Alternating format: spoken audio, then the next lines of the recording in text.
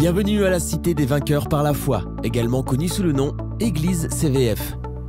Notre vision repose sur 1 Jean 5,4 dans les Écritures qui dit que « Tout ce qui est né de Dieu triomphe du monde, et la victoire qui triomphe du monde, c'est notre foi. » Consacré au Seigneur. C'est pourquoi nous prêchons la parole de foi qui transforme le chrétien en vainqueur. Le pasteur Emmanuel Diko Ngwama, enseignant et spécialiste de la parole de foi, est en charge de ce ministère qu'il a fondé en 2014 sur l'instruction du Seigneur. Bien-aimés dans le Seigneur, bonjour. Je suis dans la joie de partager la parole de Dieu avec vous aujourd'hui. Des riches temps d'enseignement et de prière. Tu as 12 ans et tu sers déjà le Seigneur. C'est quelqu'un qui travaille, qui nous transforme. Louanges expressives, adoration et communion fraternelle sont autant des moments que nous passons dans la présence du Seigneur chaque dimanche de 10h à 12h30. Si vous recherchez une assemblée, vous vous sentez down. Je m'appelle Gaëlle. Bonjour Gaëlle. Vous avez vraiment la possibilité ici à apprendre comment devenir un chrétien vainqueur. La Cité des Vainqueurs par la foi. Lors de nos cultes, ne manquez pas de nous retrouver au 78 rue du Billoir à Savigny-sur-Orge en Île-de-France. Pour être à jour sur nos actualités, abonnez-vous à notre page Facebook La Cité des Vainqueurs par la foi. CVF, notre chaîne YouTube CVF TV et visitez notre site internet www.eglisecvf.com. Que le Seigneur vous bénisse.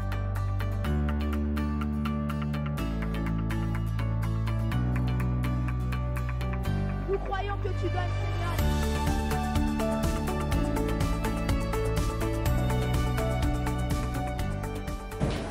Amen. Acclamons encore le roi des rois. On se lasse pas d'acclamer notre Jésus. Il le mérite, il est bon, il est grand et très digne de louange. Amen. Oui, ce matin, nous allons clôturer, en tout cas pour un bon moment, notre série d'enseignements sur comment vivre par la foi. Chaque année, nous prenons du temps pour rester dans le cœur du message de ce ministère, à savoir enseigner et prêcher la parole de foi. C'est à cela que Dieu nous a appelés. Est-ce qu'on me comprend?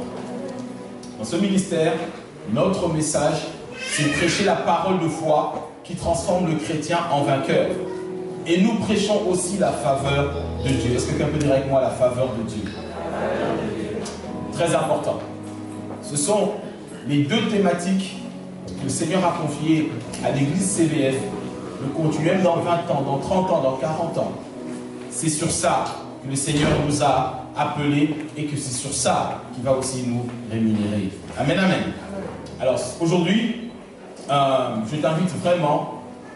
Vous savez, le Seigneur n'a pas cherché à avoir des croyants, mais des disciples. Un disciple est un étudiant, n'est-ce pas? Le terme disciple, c'est d'abord un terme académique avant d'être un terme religieux. Un disciple, c'est quelqu'un qui étudie la pensée, la doctrine, les habitudes et la manière de faire de son maître. Et la Bible nous dit que c'est à Antioche que les disciples ont été appelés des chrétiens. Donc automatiquement, un chrétien est avant tout un disciple avant d'être un croyant. Et un disciple, c'est quelqu'un qui étudie la parole. Donc, comme nous travaillons sur des thématiques et des choses bien précises, et que le service audiovisuel met à votre disposition des enseignements sur CVF TV, tu peux revenir sur 2 mois. C'est le 10e dimanche de suite où on parle de la foi. Et encore, je te dis, on peut encore continuer, mais on suit le courant du Saint-Esprit. Et dimanche prochain, on rentre dans une nouvelle saison. Le Saint-Esprit parlera encore à quelqu'un, mais j'invite vraiment, moi-même, je réécoute certains enseignements que j'ai donnés il y a 2 mois, il y a 3 mois, et ça continue à nourrir ma foi. Sortons de cette habitude francophone que nous avons, j'ai déjà entendu. On n'est pas dans l'intellectuel, on est dans le spirituel. Est-ce que quelqu'un me comprend? La foi, c'est vraiment un thème capital. Comme j'ai toujours dit, c'est le style de vie du chrétien. On peut en parler pendant 6 mois, même toute une année. Crois-moi, il y a de quoi faire. Mais pour l'instant, 10 dimanches de suite, 2 mois, le Saint-Esprit est en train de nous conduire. On va clôturer ce matin. Et aujourd'hui, j'aimerais, après avoir parlé du discernement dimanche dernier, la clé, la puissance qu'il y a derrière le discernement, aujourd'hui j'aimerais finir sur quelque chose d'important aussi, pour pouvoir bien faire la distinction entre avoir la foi ou avoir l'espérance.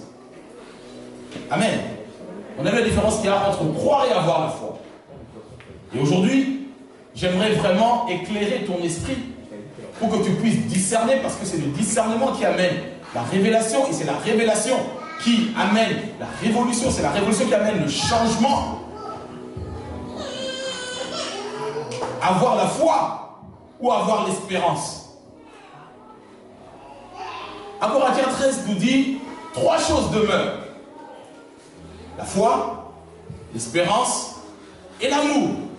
Et des 3, 1 Corinthiens nous dit que le plus important c'est quoi? C'est l'amour. Je me répète, j'ai déjà eu le temps d'expliquer ça, mais je reviens encore dessus. Il faut prendre la parole de Dieu dans son contexte. Et le contexte ici, l'apôtre Paul parle de la notion de l'amour. Pourquoi? Parce que l'amour, c'est le motif, la cause. Parce que dans le chapitre 12, il parle des dons spirituels. Dans le chapitre 14, il parle du parler en langue. Et dans le chapitre 13, il explique que tout ce qui était avant, Dieu nous l'a donné parce que il nous aime. Et si l'amour n'est pas à la base de tout ce qu'on fait ne sert à rien. Je vous ai expliqué que l'activateur de toutes les réalités spirituelles, c'est la foi. Maintenant, pris dans ce contexte, oui, le plus important c'est l'amour, mais l'amour ne peut pas fonctionner sans la foi. Est-ce qu'on comprend? C'est pour ça que c'est important d'être enseigné et de comprendre ces réalités-là. Et donc, 3 choses demeurent. La foi, l'espérance et l'amour. Mais ce matin, je vais parler de la notion de l'espérance. Indispensable dans la vie du chrétien. On ne peut pas s'en passer. Je veux que tu connaisses, non seulement que tu connaisses, mais que tu puisses maîtriser ces réalités-là. Je pense que pour bien saisir ce que j'ai dit aujourd'hui, il faut revenir sur ce qu'on a vu le dimanche dernier sur la notion du discernement. Comment discerner, méditer, tout ça c'est très important. Ça va accélérer ta capacité à comprendre ce que tu vas voir ce matin. Est-ce que tu es toujours avec moi, frère? L'espérance est indispensable à la vie du chrétien, et encore plus, l'espérance est indispensable à la foi. Parce que la foi ne peut pas fonctionner sans l'espérance. Pourquoi? Parce que l'espérance, c'est la matière de base à partir de laquelle la foi se développe. S'il n'y a pas d'espérance, il ne peut pas y avoir de foi. Et simplement, est-ce que je peux demeurer que dans l'espérance, sans la foi, ou je peux vivre ma vie de foi sans espérance? Alors, on parle de plusieurs types d'espérance. Je ne parle pas de l'espérance d'aller au ciel. L'évangile du salut est nourri de l'espérance. Il y a une différence entre l'évangile du salut et l'évangile du royaume. L'évangile du salut, pour résumer, c'est croire en Jésus.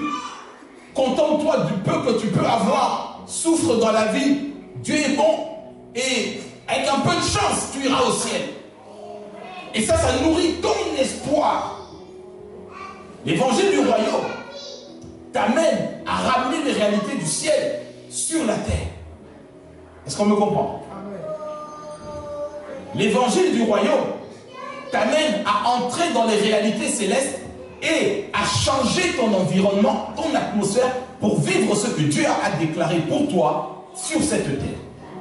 Ça veut dire que tu peux avoir l'évangile du salut et vivre dans la stérilité toute ta vie. Tu te diras, peu importe, du moment un jour que Dieu m'amènera au ciel, ça me suffit. Je suis comme le pauvre Lazare. L'onction du pauvre Lazare, Christ n'a jamais fait de compliment sur le pauvre Lazare. Est-ce que quelqu'un me suit toujours ce matin? Nous sommes de ceux qui pratiquons et qui vivons l'évangile du royaume. Influencer, changer l'atmosphère de ce qui est sur la terre pour que ça ressemble à ce qui est dans le ciel. Maintenant, l'espérance, je dis, est capitale, indispensable à la vie du chrétien. Alors, Hébreux 11, on connaît ce passage, la Bible nous dit, or, la foi est une ferme assurance des choses que l'on espère, et une démonstration de celles qu'on ne voit pas. Ce verset, pour beaucoup de gens quand on prêche la foi, il n'y a que ça. Et vous qui nous suivez depuis longtemps, vous savez que il n'y a pas que ça. N'est-ce pas?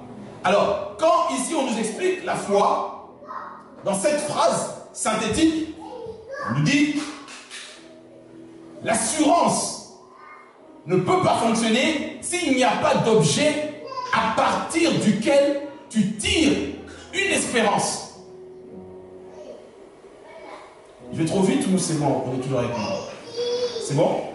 Ça veut dire quoi? Nous vivons par la foi. Nous fonctionnons par la foi. Nous savons que la foi, c'est une loi spirituelle, une force spirituelle qui transforme les choses. Rien ne lui est impossible. Mais la foi ne peut pas prendre naissance s'il n'y a pas de matière à espérer.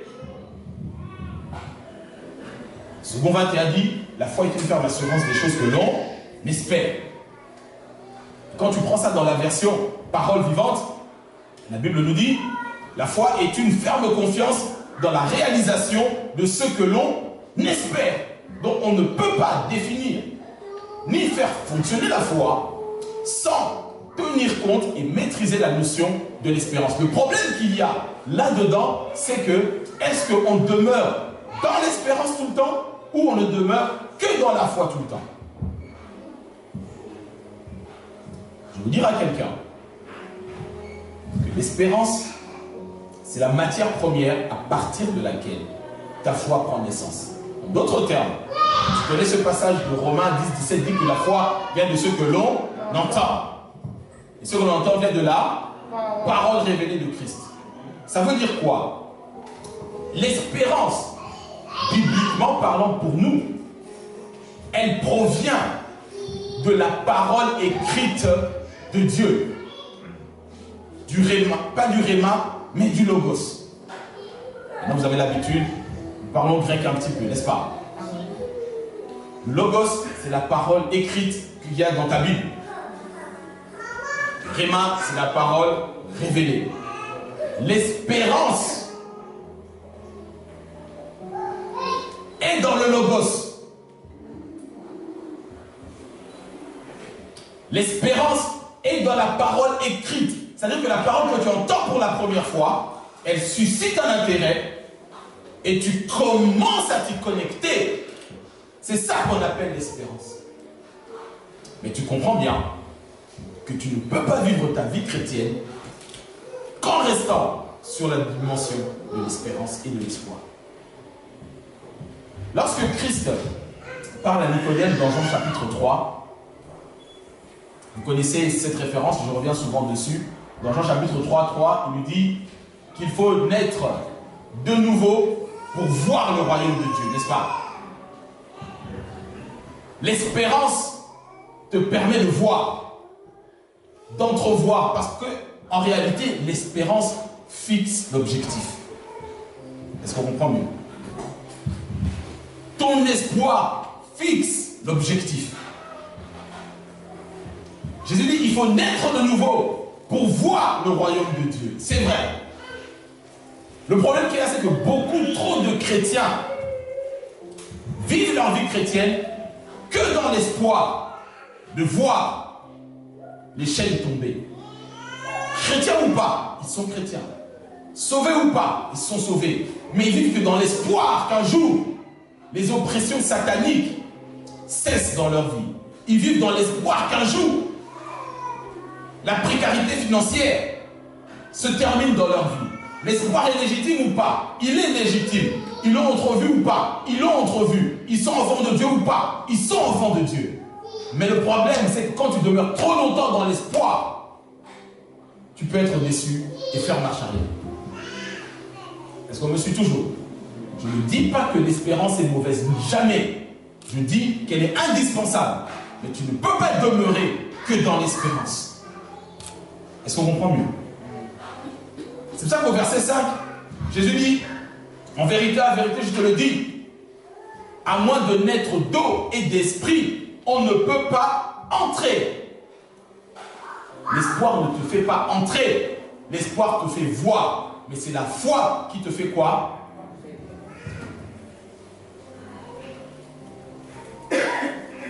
Est-ce que c'est bon jusque-là? L'espoir est indispensable. Lorsque tu es malade, tu entends la parole de Dieu. La première chose avant d'être guéri, c'est l'espérance. Mais il faut le pas de la foi pour justement voir cela se réaliser. Est-ce qu'on comprend mieux? Je répète donc, l'espérance te permet de voir. L'espérance fixe l'objectif. Mais la foi te fait entrer dans cette réalité. C'est pour ça que je parle ce matin.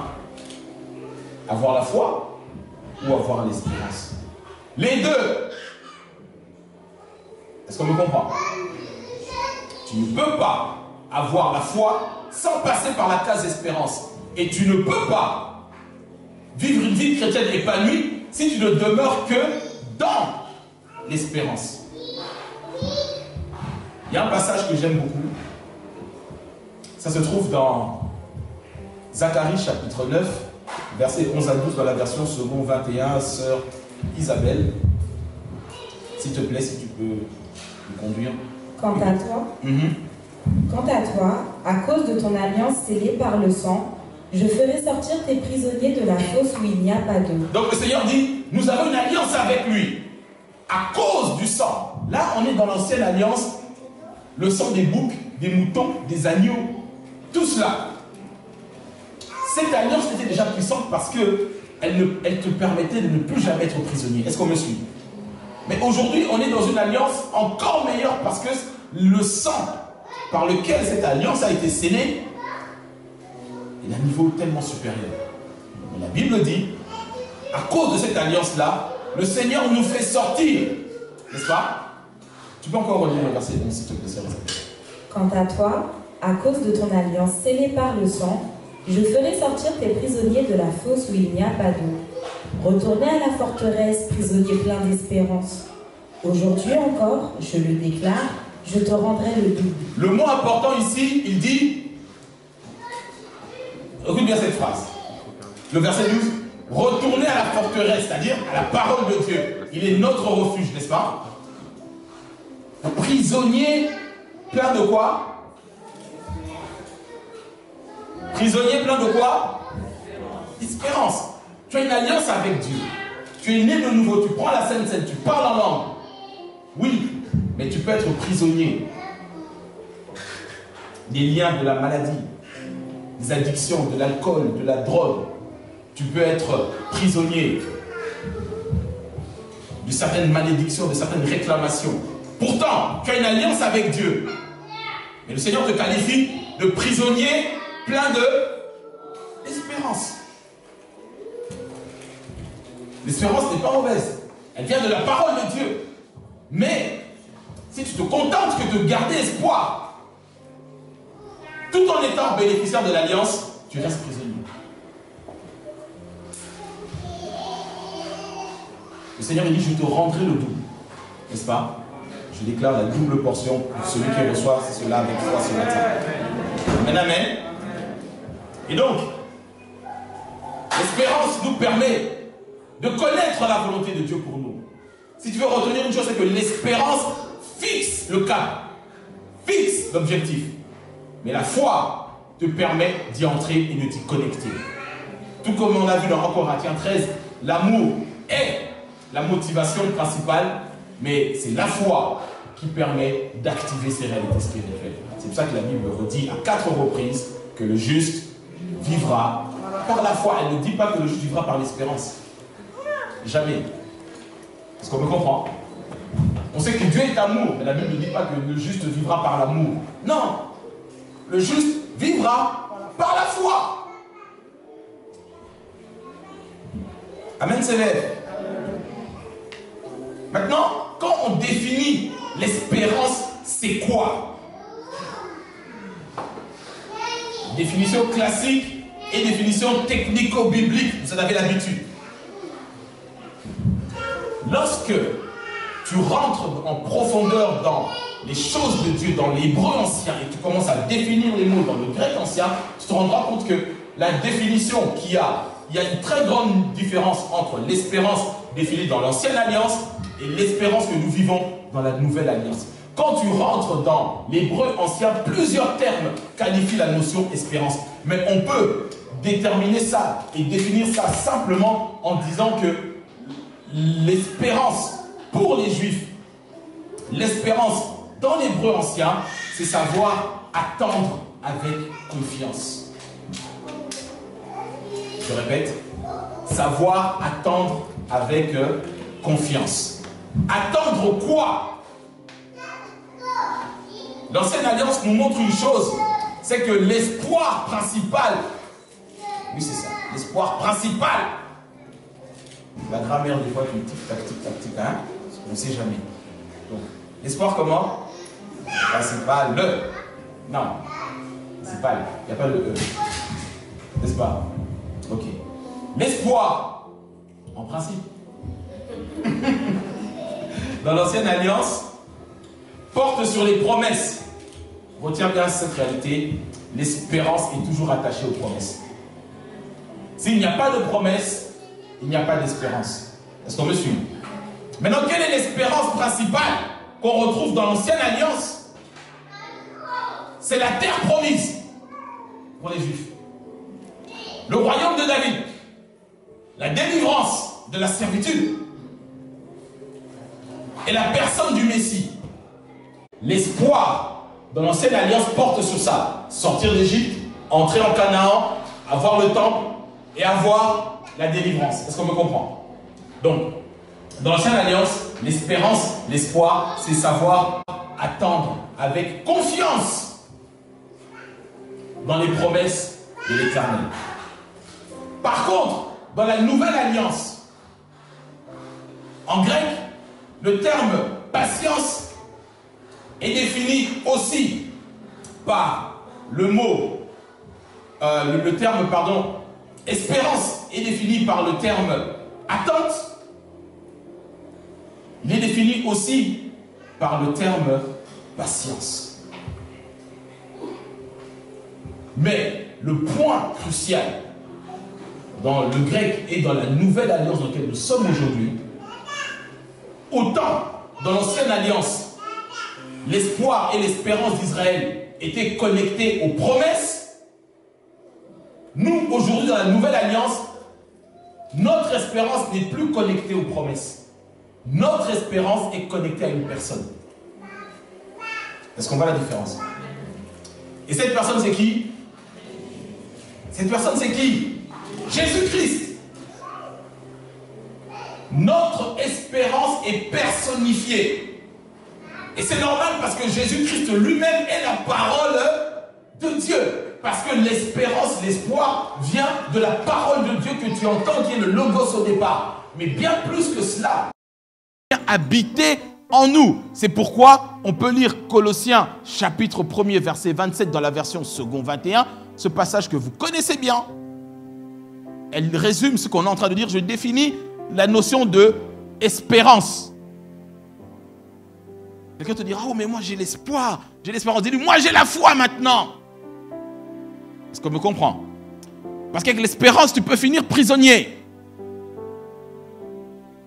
Écoutez bien, le verset 27, sœur Saint-Pierre, s'il te plaît.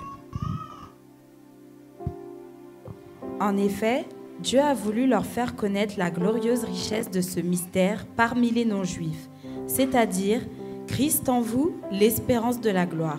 Amen. Le mystère, vous vous souvenez, donc notre Dieu fonctionne avec des mystères, n'est-ce pas? La foi est le mystère du royaume. Christ en nous, l'espérance de la gloire, c'est-à-dire du savoir-faire, du plan manifeste de Dieu en nous. Mais pour cela, il faut d'abord que la personne de Christ vienne habiter en nous. Est-ce qu'on commence à saisir la différence qu'il y a entre l'espérance et la foi? Amen. Dans l'ancienne alliance, ce sont principalement les promesses, un avenir, une situation, une délivrance des Romains, de tout cela. Mais dans la nouvelle alliance dans laquelle nous sommes aujourd'hui, notre espérance est une personne. Christ en moi, l'espérance de la gloire, c'est-à-dire la matière première de base à partir de laquelle toutes les promesses de Dieu deviendront vraies dans ma vie. Si tu reçois cela, est-ce que tu peux me donner un puissant amen? Ça veut dire que s'il n'y a pas d'espérance, Christ est associé à la notion de l'espérance, je ne peux pas voir se réaliser dans ma vie les plans et les bénédictions de Dieu. C'est pour ça que j'ai dit que l'espérance est capitale, indispensable, inaliénable. Est-ce que le peuple de Dieu est toujours avec moi? Ok. Romains chapitre 4, dans la version dans la version parole vivante. Romains chapitre 4, on va partir à partir du verset 17. Et on va descendre. Ici, la Bible explique une réalité, comment l'espérance fonctionne en pratique. C'est un verset que vous connaissez, mais je pense qu'avec ce qu'on est en train de voir maintenant, tu vas commencer à percevoir et à voir ça sous un jour nouveau. Amen. Alors écoute bien, verset 17. On parle ici de notre père Abraham, qui est notre père dans la foi, n'est-ce pas? Ok, verset 17, sœur Isabelle, allons-y. N'est-il pas écrit « Je t'ai établi père d'une multitude de peuples » Il est notre père à tous. Et comment l'est-il devenu? Parce qu'il a fait confiance à Dieu qui donne la vie aux morts et fait sortir l'être du néant. Ok, donc il appelle à l'existence les choses qui n'existaient pas comme si elles étaient déjà là. On nous dit, comment Abraham est devenu notre père à tous? Parce qu'il a eu la foi, il a cru en Dieu. Le Dieu qui redonne la vie à ceux qui sont morts, n'est-ce pas? Et qui appelle à l'existence les choses qui n'existaient pas comme si elles étaient déjà là. Maintenant, souligne bien le 18e verset. Parce qu'ici, la question importante, c'est comment est-il devenu notre Père? Il a suivi une méthodologie. Ce qu'on est en train de voir ici. Le verset 18 nous dit, là où toute espérance paraissait insensée. Pourquoi? Parce que son corps ne correspondait plus aux critères biologiques pour donner la vie.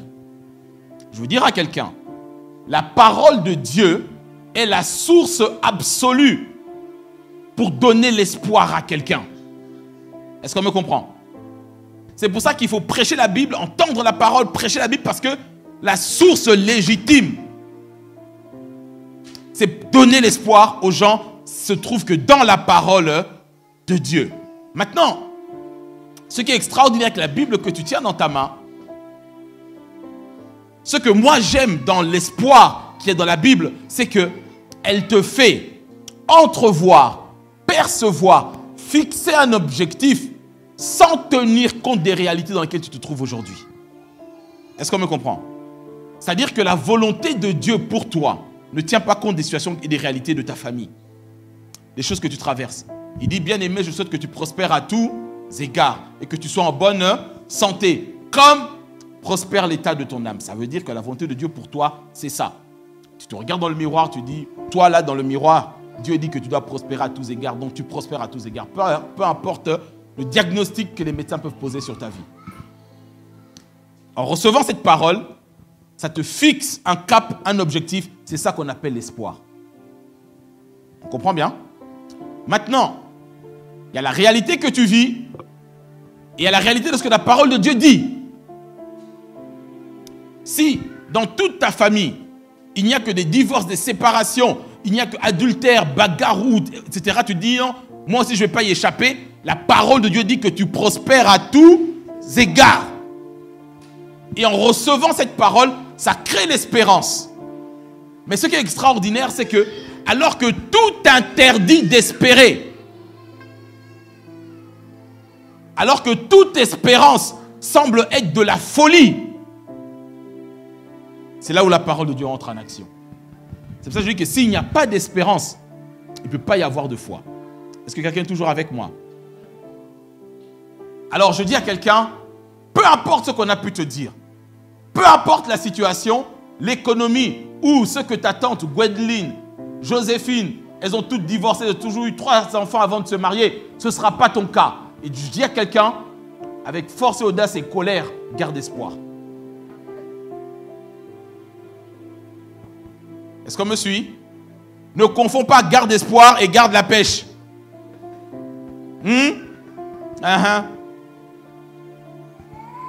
L'espérance, c'est la porte d'entrée au surnaturel de Dieu.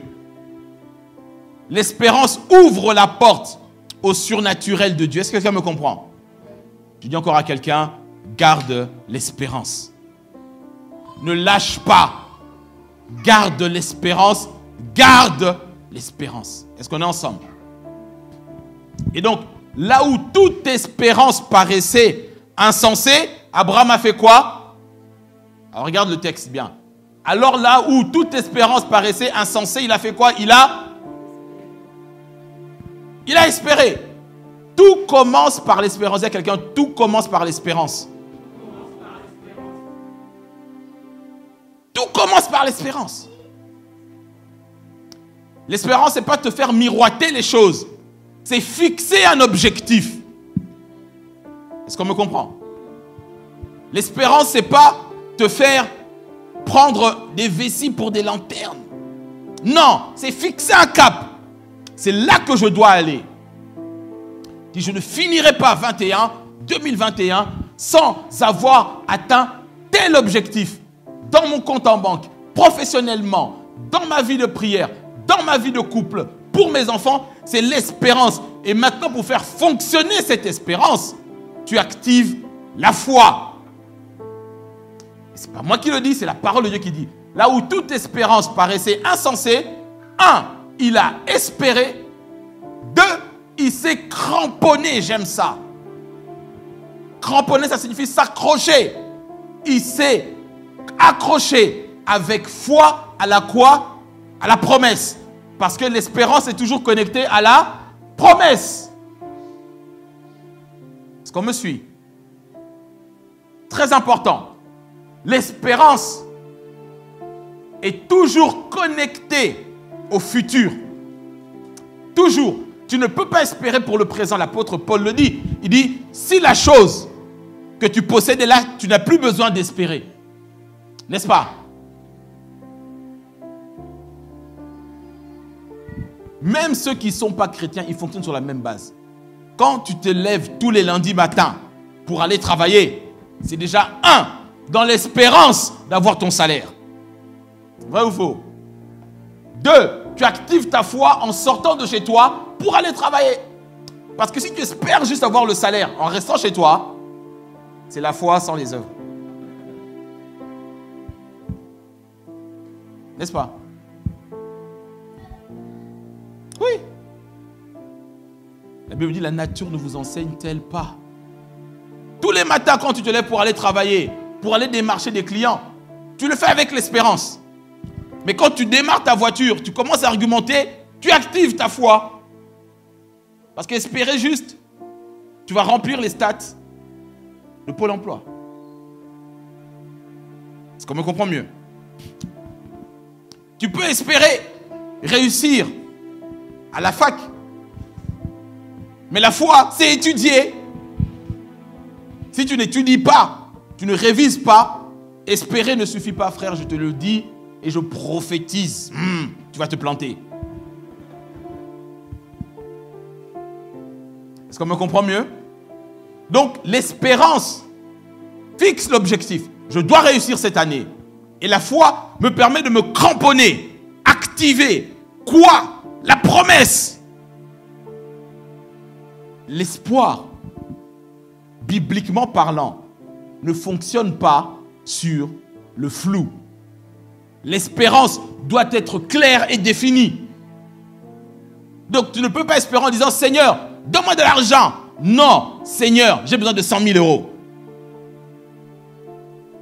Comme ça tu sauras, parce qu'il dit, Seigneur, donne-moi de l'argent, je te donne 100 balles. C'est de l'argent ou pas? Dieu est grand, mon Dieu m'a donné 100 euros. Non. Est-ce que quelqu'un est toujours avec moi? Verset 18, Sœur Saint-Pierre, please. Là où toute espérance paraissait insensée, il a espéré et s'est cramponné avec foi à cette promesse. Ok. Je parle à toutes les personnes qui ont des situations qui paraissent insensées et désespérées. Quelle est la situation qu'on a déclarée désespérée dans ta vie? Quelle est la chose à laquelle à chaque fois que toi-même tu y repenses, ça te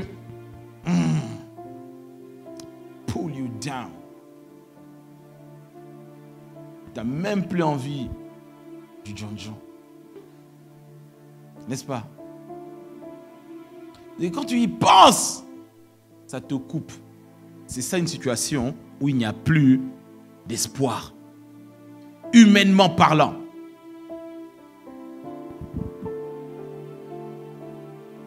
Alors je dis à cette personne-là, et regarde cette situation, je te dis, commence à espérer. Ou à d'autres, continue à espérer. Comment? Cramponne-toi à la promesse avec foi. Mais maintenant, il te faut une promesse claire, précise. Est-ce qu'on me comprend mieux? Tu as l'espoir de te marier, ça ne suffit pas. Sois clair et précis, frère. Parce que si tu viens déranger mes filles, tu te papillonnes à gauche, à droite, et après tu dis, ah ben finalement, je préfère pas le marron, je préfère le bleu. Non. Parlons parabole. Est-ce qu'on me comprend? Qui va au McDo, tu dis, je commence un burger, tu goûtes, après tu dis, non, finalement le Big Mac. Tu payes, tu manges. Donc ton espérance doit être claire. Tu veux te marier, connais-toi toi-même, connais tes goûts et une vision. Tu commences l'histoire avec ma fille ici à l'église, après tu dis, finalement, pasteur, tu sais, il n'y aura plus de tu sais. Je sors le bâton du berger. L'espérance doit être claire, le cap doit être fixé. Même chose pour toi, ma soeur. Tu espères. Tu as des critères. Quelle est la promesse que Dieu t'a donnée? C'est la base de cette promesse-là que tu t'accroches et tu commences à activer ta foi. Ne prends pas le premier venu, ni parce que tu n'as plus le choix. Non, ça ne marche pas comme ça. Alors que le monde entier te dira, mais c'est trop tard, tu attends depuis longtemps. Tu dis non, c'est parce que tu n'as pas lu Romains. Chapitre 4, que la sœur Isabelle lit. Le verset 18 dit, alors que tout m'interdisait d'espérer, j'ai espéré. Mais ici, la Bible nous dit qu'Abraham, il attendait sur une promesse bien précise. Sœur Isabelle, nombreuse. Nombreuse sera ta descendance. Ainsi, il est devenu le père d'une multitude de peuples. Continue. Naturellement, il savait qu'étant presque centenaire... Naturellement, tu sais que les évidences sont contre toi. Naturellement, tu sais que tu vas aller visiter un appartement, ils sont 45. Toi, tu arrives au 46e. À toi-même, tu dis, ah, laisse béton. N'est-ce pas? C'est là où ton espérance doit commencer à fonctionner. Tu arrives pour postuler pour l'appartement, tu trouves des gens bien cravatés avec des dossiers qui brillent bien. Toi, tu sais que... Je dis à quelqu'un, continue à espérer. Quelle est la promesse que Dieu t'a donnée? Quelle est la vision que tu as reçue? Si tu t'es vu à Chili-Mazarin, dans un bel appartement, 4 pièces, vas-y! Mais ton espérance doit reposer sur du solide. Et pas simplement, je suis chrétien, un jour Dieu fera. Ça, c'est l'évangile du salut. Et tu peux continuer à vivre en étant chrétien, mais prisonnier plein d'espérance. Est-ce qu'on me comprend? Alors que, verset 19, sœur Isabelle, naturellement. Naturellement, il savait qu'étant presque centenaire, son corps n'avait plus le pouvoir de procréer. Il savait aussi que Sarah n'était plus en état d'avoir des enfants. L'espérance s'attaque au naturel. J'ai dit que l'espérance, c'est la clé du surnaturel. Parce qu'en tant que chrétien, si on a les mêmes espoirs que les païens, alors ça ne sert à rien d'être chrétien. Est-ce que quelqu'un me comprend? Si, en tant que chrétien, tu as les mêmes galères, les mêmes problèmes, les mêmes cauchemars, les mêmes angoisses, le même salaire, les mêmes choses, qu'est-ce que tu fais ici? Je vais faire prêcher à 2 personnes qui ont l'espérance et qui ont la foi. Donc, ton espérance ne peut pas être petite. Comment le païen, lui, il peut espérer avoir un pavillon et toi, tu pries toute ton espérance, c'est pour un studio? Quel est ce Jésus-là? Est-ce que quelqu'un me comprend? Je ne dis pas d'être orgueilleux, j'ai dit d'être du royaume. Parce que si M. Durand, s'il passe par la franc-maçonnerie et toutes ces choses bizarres-là pour avoir un pavillon, mais que toi tu jeûnes 45 jours pour avoir un studio, frère, laisse tomber. Le monde doit être attiré. Jésus a dit, nous sommes le sel de la terre, on apporte le goût. Nous sommes une ville sur la montagne, on brille, on doit nous voir. Donc, l'espérance du chrétien ne peut pas être petite. Est-ce qu'on me suit? Nos standards ne peuvent pas être en dessous des gens du monde et des païens. Tu travailles, tu es à l'école, ta moyenne c'est 12. Tes standards sont trop petits. Parce que si déjà au collège, lycée, tu es à 12, à la fac ça va être quoi? Tu vas jeûner pour avoir juste 10 sur 20. Jésus n'est pas là. Jésus que l'on prêche, il n'est pas là-bas. Oh, il faut être humble. Non, là tu n'es pas humble. Est-ce que quelqu'un me suit toujours? Non, non, non, non, non. Ton espérance doit être en correspondance avec ce que ton Dieu est. Si ton Dieu est grand, il ne peut pas te faire espérer des petites choses. Dieu te dit, tu dois prospérer à tous égards. Tous égards, ça veut dire tout. Tout ce que tu fais, réussit. On ne sait jamais, des fois ça peut. Non! Ton espérance est dans la parole de Dieu. Et si Dieu te dit que tu rentres dans ton foyer, dans ton mariage, il peut y avoir des tempêtes. Parce que sur chaque terre promise, on trouve quoi? Mais tu ne t'arrêtes pas au géant. Est-ce qu'on me suit? L'espérance, c'est de prospérer dans ton foyer. Avoir la paix. Tes enfants, ton mari, lune de miel, Tahiti, Bahamas, Ansbé. Mais comment? Tu voyages? Nos standards doivent correspondre au Dieu que nous prions. Et ce Dieu-là, pour relever nos standards, il nous donne d'abord l'espoir qui corrèle ce qu'on est en train de croire. Est-ce qu'on me suit? Correspondant à sa nature et à son statut. Lorsque Jacob, il savait que dans son cœur, dans son âme, au plus profond de lui, Joseph était mort.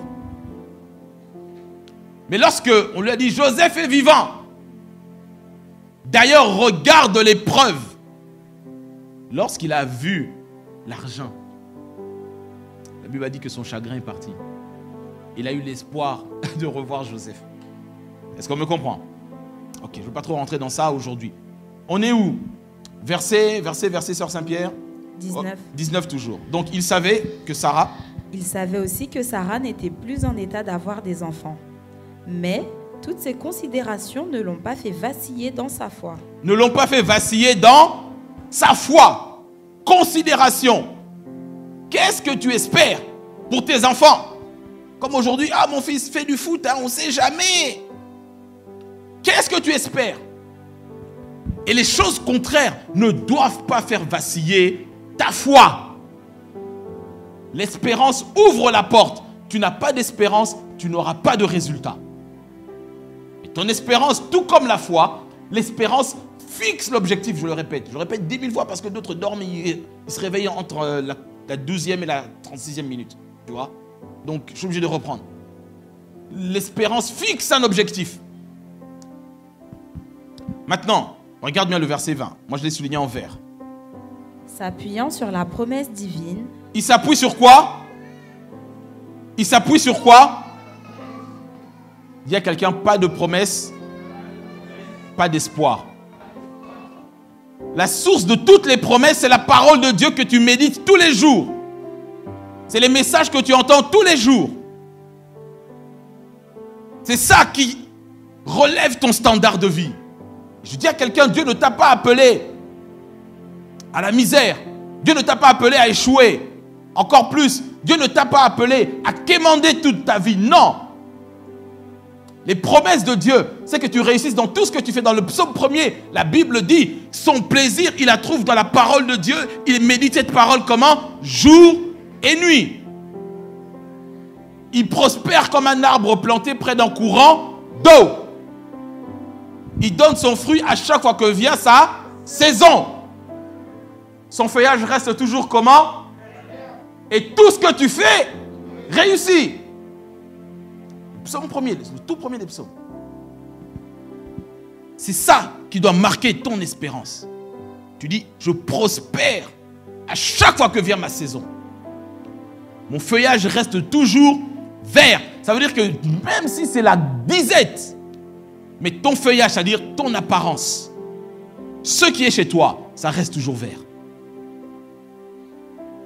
Et tout ce que tu entreprends réussit parce que tu es comme un arbre planté près d'un courant d'eau. Et ce courant d'eau-là, c'est la parole de Dieu. Elle nourrit ton espérance. S'appuyant sur la promesse divine, il ne succomba pas au doute. Je t'ai toujours dit que le contraire de la foi, c'est la peur et pas le doute. Par contre, ce qui combat l'espoir, ce n'est pas la peur, mais le doute.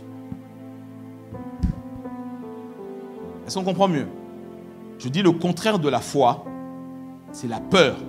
Le contraire de l'espoir, c'est le doute. Le verset 20 dit, s'appuyant sur la promesse divine, il ne succomba pas au doute. Puisant sa force dans quoi? Oh, dis-le bien. Puisant sa force dans quoi? Dans la foi. Parce que la foi est une force spirituelle qui provient de la parole révélée de Christ. Puisant sa force dans la foi, il fit honneur à Dieu, étant pleinement persuadé que Dieu est capable de tenir parole. Et là, on revient à la promesse. Attendre avec confiance. Vous vous souvenez de la définition hébraïque de l'espérance. Étant pleinement persuadé, ça c'est la foi, que Dieu est capable de tenir parole, c'est l'espérance, et d'accomplir ce qu'il a promis. Pas de promesse, pas d'espérance.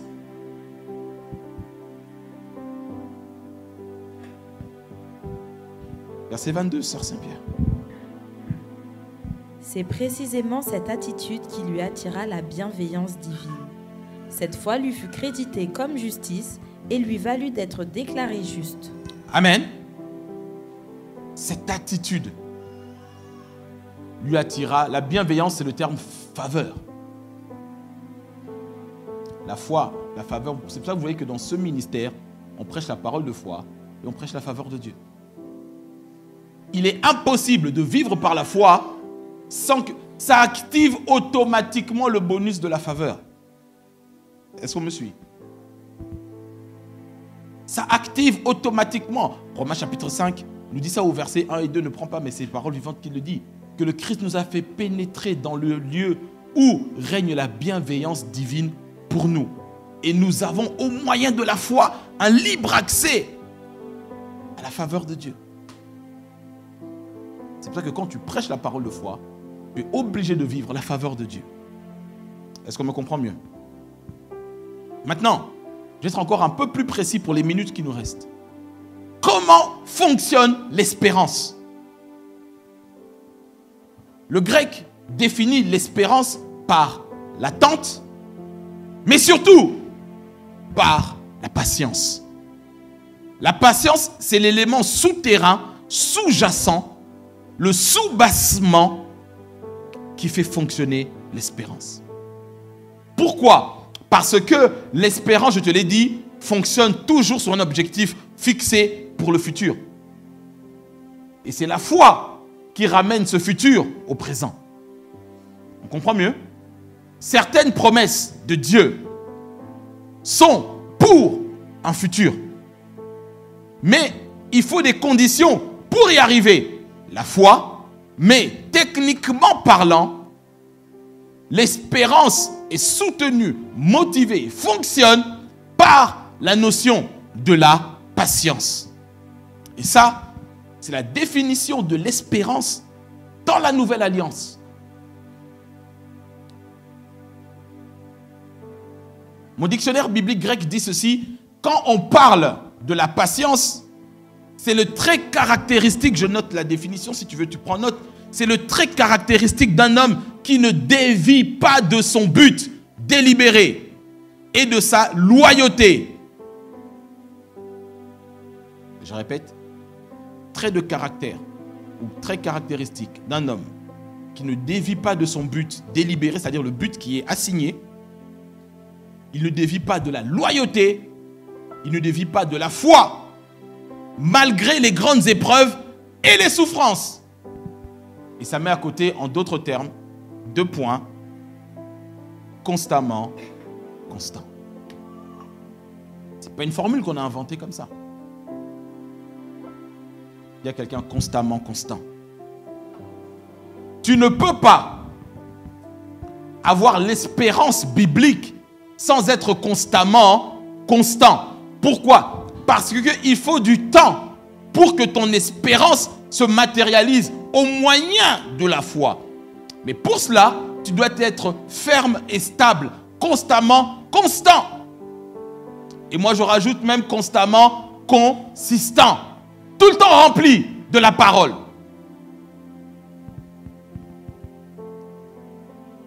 Amen. La patience,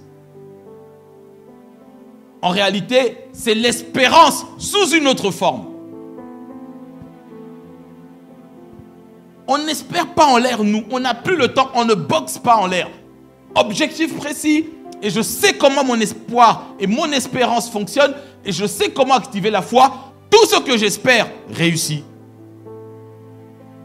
Combien de chrétiens ont des espoirs déçus? Combien? La Bible dit, maudit soit l'homme qui espère en l'homme. Mais nous, notre espérance n'est pas dans un homme. Elle est dans une personne, à savoir Jésus-Christ. Est-ce qu'on comprend mieux?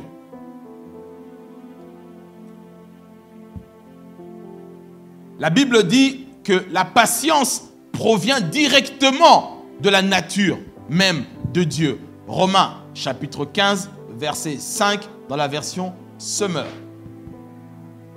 C'est une caractéristique de la nature même de Dieu.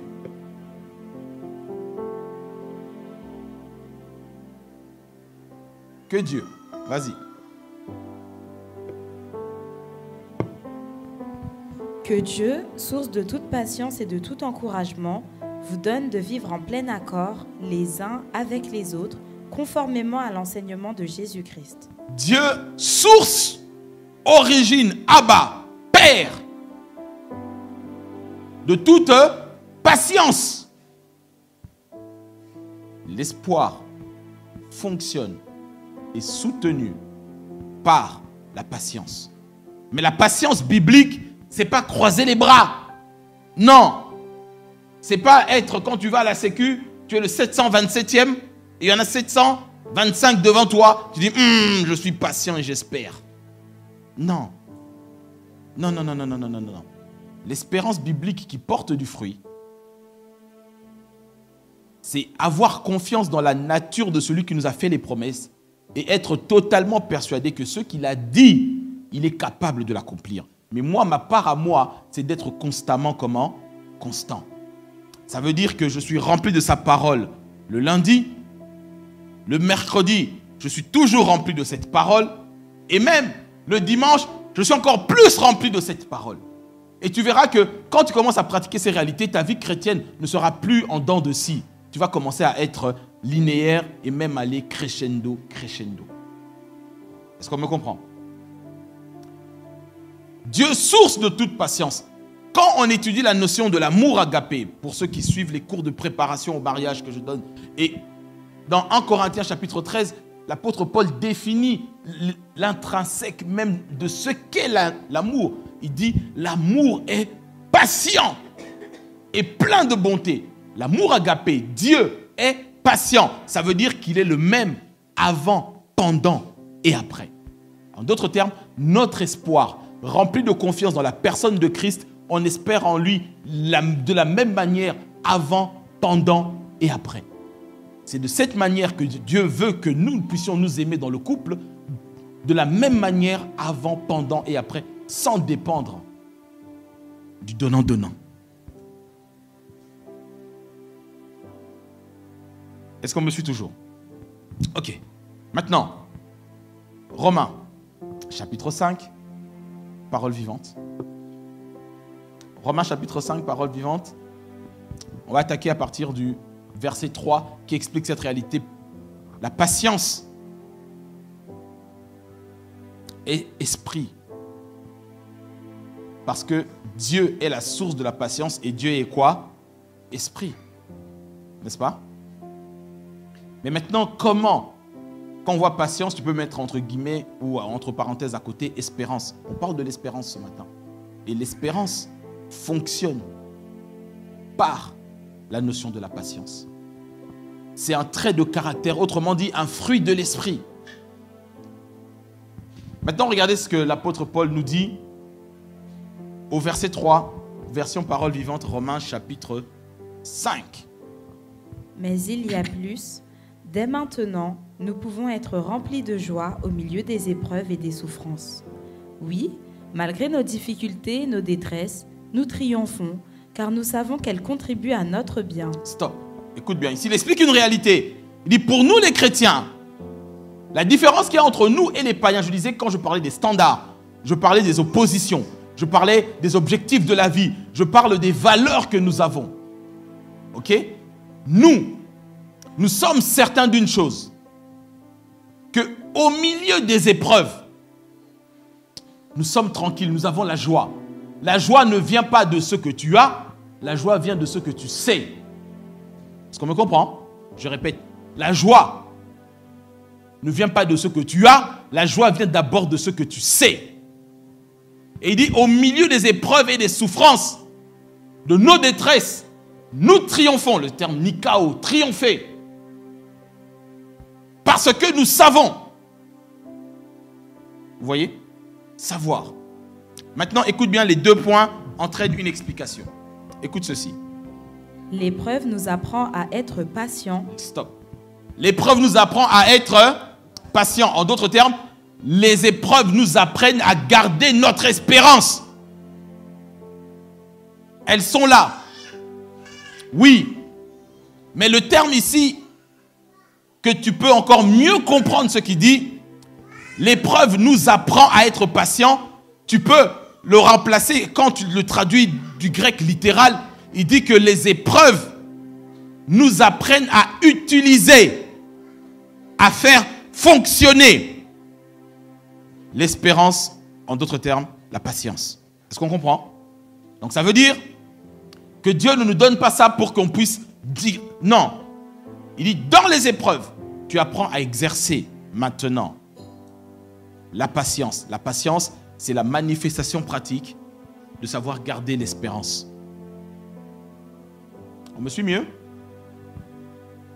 L'épreuve nous apprend à être patient, à porter nos fardeaux sans murmurer ou rechigner, pour parler un bon joli français. Ça veut dire que tu es constant. Rechigner, murmurer, c'est se plaindre. Mais celui qui garde espérance, celui qui est patient, lundi, il est patient, il est joyeux. Mardi, mercredi, jeudi, vendredi, samedi, dimanche, lundi. Il est constamment constant. C'est à cause de ce manque de constance que beaucoup d'Israélites sont morts dans le désert. Ils avaient une alliance ou pas? Ils avaient une alliance. Mais ils étaient prisonniers, remplis d'espérance. Est-ce qu'on me comprend? L'épreuve nous apprend à être patient et à porter tes fardeaux sans murmurer. Maintenant, écoute bien le verset 4. Écoute bien. La patience nous affermit et développe notre force de caractère. Aha. La patience ou l'espérance affermit et développe ta force de caractère. Et surtout, elle va t'aider, écoute bien, elle nous aide à faire toujours davantage confiance à Dieu. Dès qu'on parle de confiance à Dieu, on parle de la foi. En d'autres termes, plus clair, plus simple, la foi ne peut pas fonctionner sans l'espérance. Mais quand tu rentres dans les épreuves, le Seigneur t'apprend à utiliser maintenant, à faire fonctionner la patience, l'espérance, et cette espérance qui fonctionne par la patience affermit, rend plus strong ta foi. Est-ce qu'on comprend? Et dès que la foi rentre en action, la victoire est là. Parce que la Bible me dit que tout ce qui est né de Dieu fait quoi? Triomphe du monde. Et la victoire, dis à quelqu'un, la foi est la victoire. Est-ce qu'on me suit? Elle n'est pas une victoire, une clé ou une solution, non. Elle est la victoire qui triomphe du monde. En d'autres termes, dès que la foi rentre dans le match, c'est terminé. Même si c'est à la 89e minute et que ta foi s'échauffe pendant 88 et qu'ils mènent 3-0, remontada, frère. On dit, ah, il ne sait plus quoi prêcher. Comment ça... Non! Ah, dis à quelqu'un, remontada. Même si on pense que c'est 3-0, c'est fini pour toi. Quand ta foi rentre en action, avant la fin de l'année, remontada, frère. Même dans les arrêts de jeu, tu vas marquer. Parce que dès que la foi rentre en action, tu triomphes. Elle nous dit que la patience affermit et développe ta force de caractère.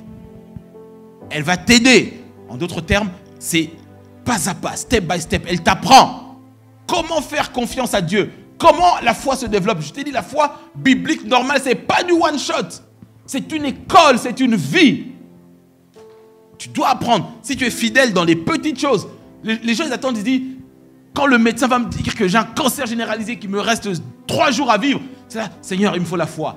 Non, la foi, comment j'ai acheté le cercueil? Je te dis vrai. Mais quand tu as commencé à exercer ta foi pour un rhume, tu regardes le Doliprane, tu dis, Doliprane, je te prends, mais c'est ma foi qui fonctionne. Toi, tu soignes, mais la foi guérit. Demain, quand on va te parler d'une maladie plus grave ou infectieuse, tu as déjà appris à exercer ta foi avec le Doliprane. Donc quand ils viendront avec des insulines ou on va t'intuber, ta foi a déjà appris à fonctionner. Donc quand on te dira, je suis désolé, mais le diagnostic est trop mauvais. Et docteur Martin, je suis désolé. On me suit. Si tu as commencé à pleurer ta maman dans le cabinet du docteur Martin, ta foi est trop pequeña, trop petite. Parce que tu ne l'as pas exercée. C'est ça qu'on nous dit que les épreuves nous apprennent à utiliser. C'est une loi spirituelle. Les chrétiens qui ne lisent jamais leur Bible, et au moment où on leur dit, voilà, tu vas être viré dans 3 semaines, pasteur, on va jeûner, prier. Tu n'as jamais appris à jeûner, à prier. Alors arrête de m'embêter. Est-ce qu'on comprend? Verset 4, sœur Isabelle, s'il te plaît. La patience nous affermit et développe notre force de caractère. Elle nous aide à faire toujours davantage confiance à Dieu. Lorsque nous avons traversé victorieusement l'épreuve, notre foi et notre espérance acquièrent force et constance. Aha. Lorsque tu as traversé l'épreuve, ta foi et ton espérance deviennent encore plus constamment constants. Et c'est ça, vivre par la foi. La foi et l'espérance, tu ne peux pas les dissocier. Mais si tu restes que sur la branche de l'espérance, tu peux finir prisonnier. Tout en étant chrétien, en ayant ta Bible, tu deviens un religieux conservateur. Amen, amen. Maintenant, je te donne un dernier verset que moi j'aime beaucoup, que je chéris dans mon cœur. C'est une petite pépite, mais elle ne le répète à personne. Jean Malo, je donne ça à personne. Ok? Ok. Lamentation chapitre 3, second 21. Lamentation chapitre 3, second 21. On commence à partir du verset 18. Ça, c'est des versets que moi je garde en secret. Je ne le donne à personne. À personne, Marvin. Garde. Écoute bien. Ici, le Seigneur parle à quelqu'un qui est dégoûté de la vie, qui passe par des moments difficiles, des épreuves, des combats, il est fatigué. Et ça peut arriver, la Bible dit que des fois, les héros se fatiguent et se lassent. N'est-ce pas? Ils chancellent et ils tombent, il y a trop de problèmes. Mais maintenant, écoute bien le verset 18, sœur Isabelle. Alors j'ai dit, je n'ai plus d'avenir, je n'ai plus d'espérance en l'Éternel. Tu n'as jamais dit ça? Ne mens pas, on est dans la maison de Dieu. Tu dis, j'ai plus d'espérance en l'Éternel. Oui, les pasteurs parlent, mais des fois, il n'y a pas que l'esprit, il n'y a pas que l'esprit. Il dit, je n'ai plus d'avenir. Tu regardes le contexte actuel, tu regardes ton mariage, tu regardes ta situation, tu dis, j'ai plus d'avenir, je n'ai plus d'espérance, j'ai trop entendu, n'est-ce pas? Verset 19. Souviens-toi de ma détresse et de ma misère, de l'absinthe et du poison. Ici, quand il dit souviens-toi, c'est-à-dire que son âme est constamment en train de regarder ce qui ne marche pas. Même quand tu regardes un film, les gens ils s'embrassent et disent, ah, quand Roger m'a trompé, c'était comme ça. Constamment, tout le temps. Donc ton âme est nourrie des mauvaises choses. Tu n'as plus le goût à la vie. Tu me suis? Le verset 20 maintenant. Moi, je m'en souviens bien et je sombre. Ah ah. Tu vois? Quand tu t'en souviens, tu sais méditer sur ce qui est mal. Alors tu sombres. Les dépressifs, les découragés, je peux même dire les décourageux, EUX, sont tout le temps découragés, professionnellement parlant même. Parce que tu t'arrêtes sur ce qui ne marche pas dans ta vie ou ce qu'on t'a dit de négatif. Jérémie ici, il dit, quand tu penses à ça tout le temps, tu sombres. Est-ce qu'on comprend? Maintenant, on souligne le verset 21. Ça, c'est le verset que je te donne aujourd'hui. Voici ce que je veux méditer pour garder espoir. Donc, pour garder espoir, il faut méditer. Il y a quelqu'un pour garder espoir, il faut méditer. Il y a une autre personne pour garder espoir, il faut discerner. Ici, il dit, voici ce que je veux. C'est-à-dire que tu dois forcer ton âme. Même si tu es au fond du trou et que tu sombres, tu dis non, je me discipline. Il faut que je lise la parole de Dieu. Il faut que j'aille sur CBF TV pour écouter la parole de Dieu. Voici ce que je veux faire pour garder espoir. Ici, il ne parle pas encore de foi, il parle d'espoir. Mais c'est une question de discipline personnelle. Malgré que tu sombres, malgré que ce soit des moments difficiles, il dit, voici ce que je veux. Dis avec moi, je veux méditer. Je veux garder espoir. Amen. C'est ça la clé. Il dit, voici ce que je veux méditer pour garder espoir. Maintenant, le verset 22. Les bontés de l'Éternel ne sont pas épuisées. Ah, je dis à quelqu'un avec force que les bontés, en d'autres termes, les faveurs de l'Éternel ne sont pas encore épuisées. Quand tu regardes ta vie, tu dis, là, moi, là, les bontés de Dieu pour moi ne sont pas encore épuisées. Moi, je crois en la faveur de l'Éternel. Et je me dis ça tous les jours. Je dis, frère, quand je me regarde, je m'appelle moi-même frère. Les bontés de Dieu pour toi ne sont pas épuisées. Et rien qu'en déclarant cela, ça te redonne le sourire. Parce que ton esprit et ton âme entendent ces réalités. Le mot bonté, gentillesse, dans ma Bible, faveur. Les bontés de l'Éternel ne sont pas encore épuisées. Ses compassions ne prennent pas fin. Rien que le verset 22, parole de vie, sœur Saint-Pierre. Et ensuite, on revient à second 21. Verset 22, parole de vie.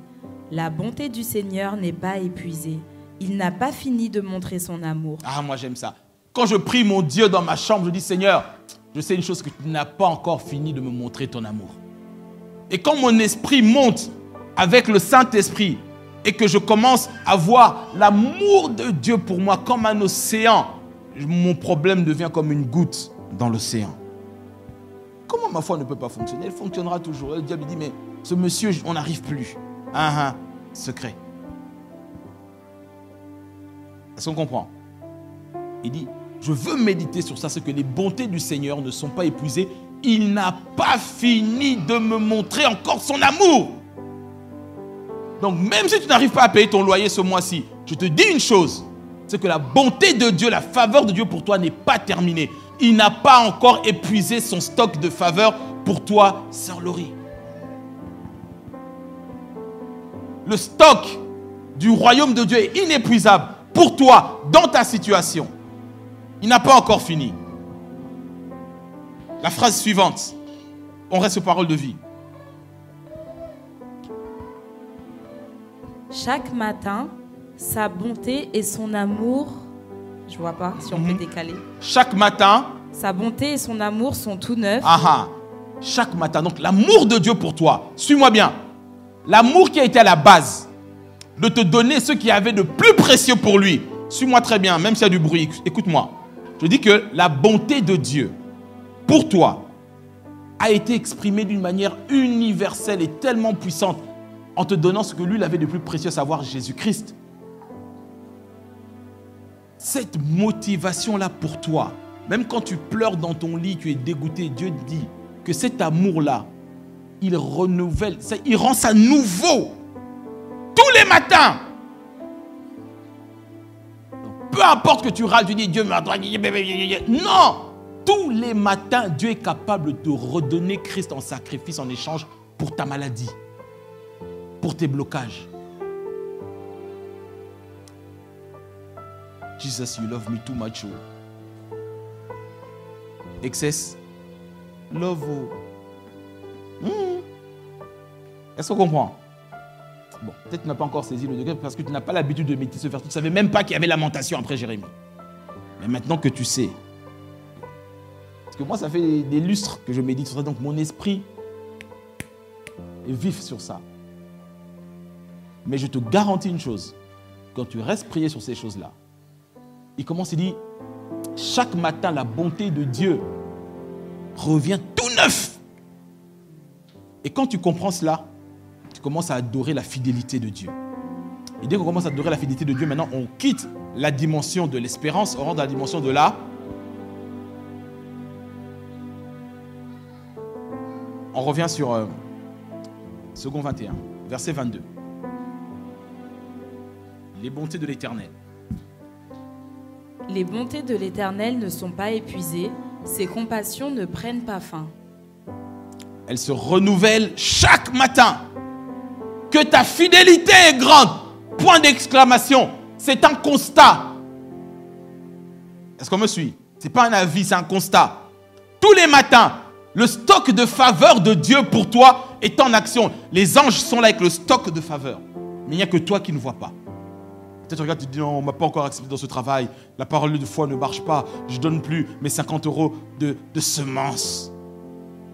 Laisse tomber, garde-les. Parce que le stock céleste est inépuisable. Est-ce qu'on me suit? Elle se renouvelle chaque matin. Que ta fidélité est grande. Maintenant écoute bien. Il était dans l'espérance. Au début il disait, je veux méditer. Verset 24, je déclare. On comprend? Donc, ceux qui sont là, non, tonton, parle. Quand cette vérité rentre dans ton esprit, tu commences à dire, je déclare que l'Éternel est mon bien. Amen. L'Éternel est mon bien.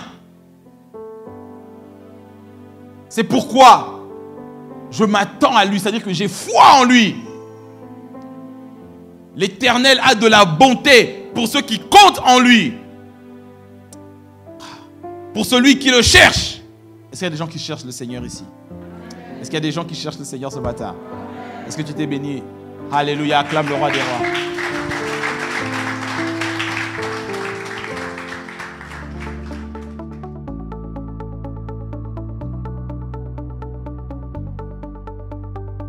Bienvenue à la Cité des Vainqueurs par la foi, également connue sous le nom Église CVF. Notre vision repose sur 1 Jean 5,4 dans les Écritures qui dit que tout ce qui est né de Dieu triomphe du monde. Et la victoire qui triomphe du monde, c'est notre foi. Consacré au Seigneur. C'est pourquoi nous prêchons la parole de foi qui transforme le chrétien en vainqueur. le pasteur Emmanuel Diko Ngbama, enseignant et spécialiste de la parole de foi, est en charge de ce ministère qu'il a fondé en 2014 sur l'instruction du Seigneur. Bien-aimés dans le Seigneur, bonjour. Je suis dans la joie de partager la parole de Dieu avec vous aujourd'hui. Des riches temps d'enseignement et de prière. Tu as 12 ans et tu sers déjà le Seigneur. C'est quelqu'un qui travaille, qui nous transforme. Louanges expressives, adoration et communion fraternelle sont autant des moments que nous passons dans la présence du Seigneur chaque dimanche de 10h à 12h30. Si vous recherchez une assemblée, vous vous sentez down. Je m'appelle Gaëlle. Bonjour Gaëlle. Vous avez vraiment la possibilité ici à apprendre comment devenir un chrétien vainqueur. La cité des vainqueurs par la foi. Lors de nos cultes, ne manquez pas de nous retrouver au 78 rue du Biloir à Savigny-sur-Orge en Ile-de-France. Pour être à jour sur nos actualités, abonnez-vous à notre page Facebook La Cité des Vainqueurs par la foi. CVF, notre chaîne YouTube CVF TV et visitez notre site internet www.eglisecvf.com. Que le Seigneur vous bénisse.